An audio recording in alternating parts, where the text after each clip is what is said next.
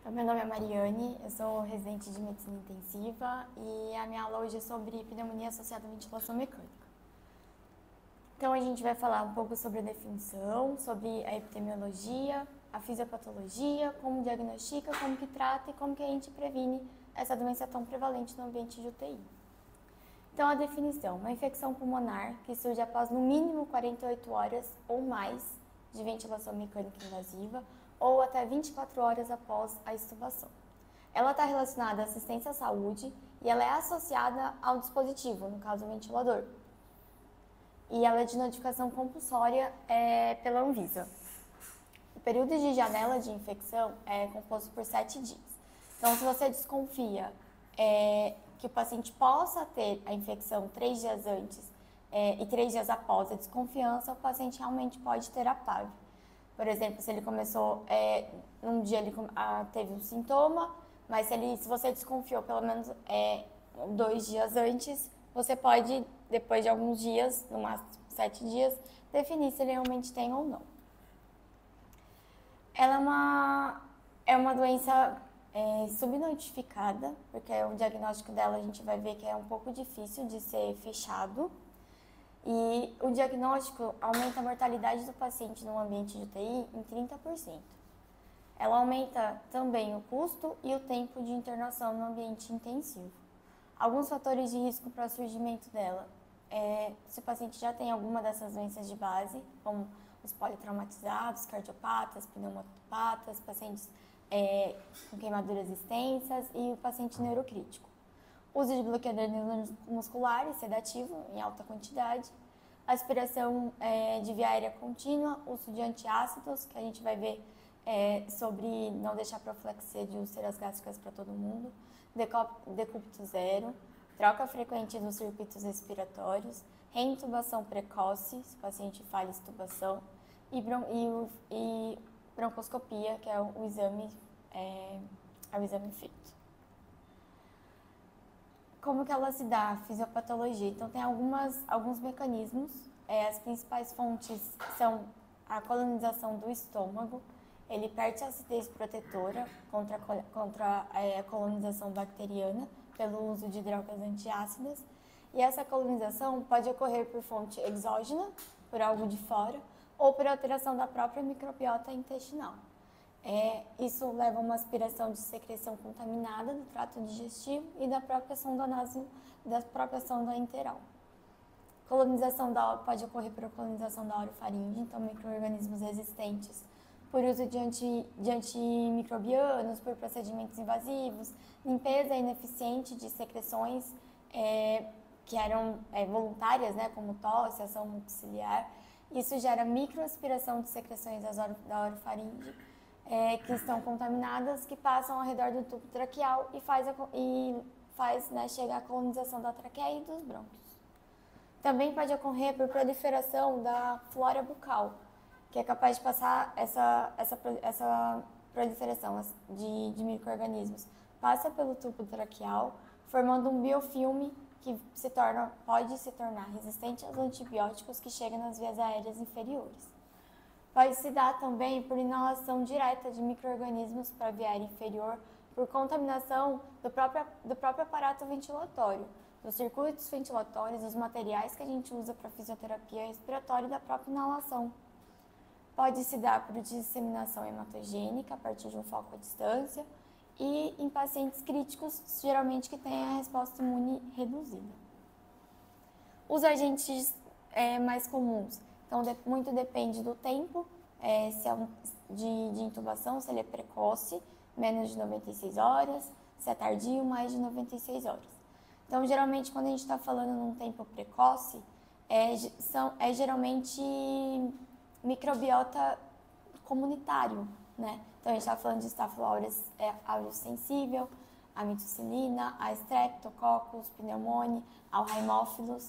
Quando a gente está falando do tempo tardio, já tem mais de 96 horas de ventilação mecânica, a gente já está falando de um paciente que é mais susceptível a ter uma microbiota hospitalar, com bichos mais resistentes. Então, a gente está falando do estáfilo metilresistente, da Pseudomonas, da Cinetobacter e de outras bactérias que são produtoras de SPL capecido.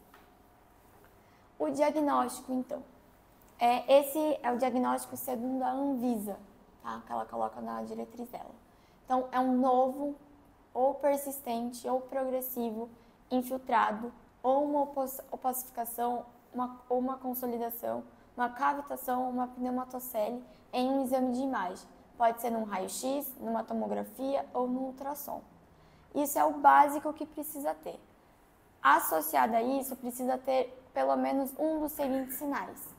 Febre, então uma temperatura maior que 38, ou uma hipotermia, uma temperatura menor que 36, leucocitose maior que 12.000, ou uma leucopenia menor que 4.000, alteração no nível de consciência sem outra causa aparente, em caso de pacientes maior ou igual a 70 anos, mas pelo menos um dos seguintes sintomas: o surgimento de secreção traqueal purulenta, ou mudança da secreção já existente, ou aumento da necessidade de aspiração, piora do padrão respiratório sustentado, então precisa persistir essa alteração, pode ser apneia, taquipneia, dispneia ou tosse, ausculta com sibilo, ronco ou estertor, e piora da troca gasosa, então uma piora da relação PO2-FO2, necessidade de aumento da FO2 e aumento de PIP. Além disso, associado a uma coleta de culturas. Para coletar culturas, existem algumas técnicas não invasivas e invasivas. As técnicas não invasivas, que é o aspirado traqueal, ela é coletada diretamente do tubo ou da cânula de traqueostomia, e é um método mais comum, mais fácil de se fazer, e ele tem um mínimo aceitável de potencial de contaminação. Então, você faz um aspirado traqueal de rotina, e a secreção você coloca num recipiente estéril. Não dilui soro fisiológico para fazer essa aspiração. E tem as técnicas invasivas, que elas são melhores, elas são mais acuradas para diferenciar a colonização de infecção, porque a contaminação da orofaringe é menor. Você pode se fazer através do lavado broncoalveolar, por broncoscopia, injeta soro e aspira esse soro do pulmão que vai estar estéril. Pode ser o escovado protegido, que é também realizado por broncoscopia. É introduzido um catéter com uma escova estéril que vai até o brônquio, o segmento que você quer. Essa escova é esterilizada coletando essa amostra. Então, para cada amostra, você precisa de um valor de corte. Para o aspirado traqueal, que é uma técnica não invasiva, precisa de uma amostra de maior ou igual a 100.000 colônias. O lavado broncoalveolar maior ou igual a 10.000 e a escovado protegido maior ou igual a 1.000. Porém, mesmo sem cultura positiva, você pode definir que é PAV. Seria uma PAV clínica ou não biologicamente confirmada. E se em 14 dias, é uma diferença de 14 dias para você falar que se tem realmente uma nova infecção ou não. Se você vê um achado em 14 dias, você está tratando uma PAV, e o paciente muda a secreção, tem um infiltrado novo, não é uma nova PAV, provavelmente é a mesma que não foi resolvida ainda.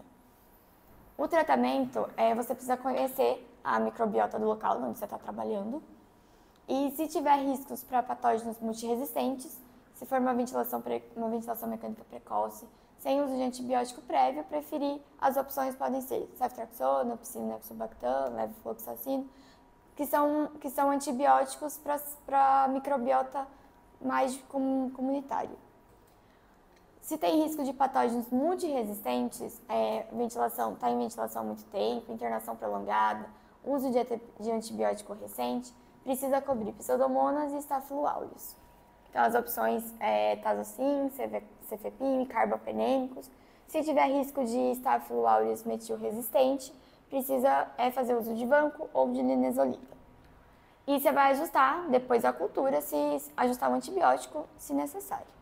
A duração do tratamento pode variar, 5 a 7 dias na maioria dos casos.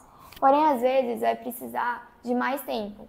E isso não necessariamente se dá pelas características da bactéria, mas pode ser porque o paciente complicou, fez um epiema, um abscesso, e aí precisa se estender desses dias precisa avaliar se tem algo associado, se complicou com alguma coisa.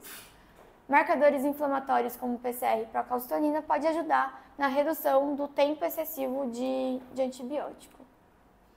Além disso, vai fazer suporte básico, suporte ventilatório, ventilação protetora, fisioterapia respiratória adequada, adequar a sedação e favorecer o desmame ventilatório, controle infeccioso, controle glicêmico, vigilância hemodinâmica. E para prevenir, higienização das mãos, não só para os profissionais que têm acesso ao paciente, mas nas visitas familiares também. Minimizar o tempo de ventilação mecânica, avaliar diário o desmame da sedação e se o paciente tem condições de despertar. Evitar as trocas rotineiras ou programadas do circuito do ventilador. Evitar a aspiração orotraqueal fechada e asséptica. Manutenção de uma pressão do balonete de 20 a 30 centímetros de água. Quando possível, o tubo traqueal com essa linha de sucção subclótica que ela aspira a secreção que fica lá na subglótica, que pode ajudar também nessa colonização. Elevação da cabeceira de 30 a 45 graus para reduzir a incidência de microaspiração. Profilaxia das úlceras de estresse, somente para os pacientes que realmente têm indicação, porque pode alterar o pH gástrico e isso pode prejudicar a imunidade que é fornecida pelo próprio ácido. Então, o que a gente falou que é um dos jeitos, né? A mudança do pH é uma das formas fisiopatológicas da doença. Higiene oral com clorexidina diário. E a nutrição interal com cuidado para prevenir refluxo. E é isso.